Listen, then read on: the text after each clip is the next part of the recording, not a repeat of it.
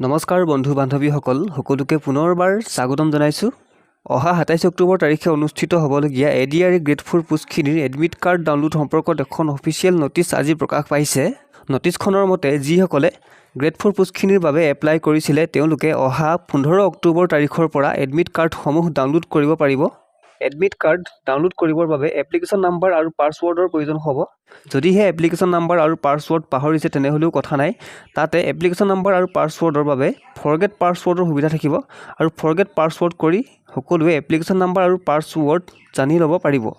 sevaonline.org ৱেবছাইটটোত গৈ সকলোৱে admit কাৰ্ডসমূহ download কৰিব পাৰিব।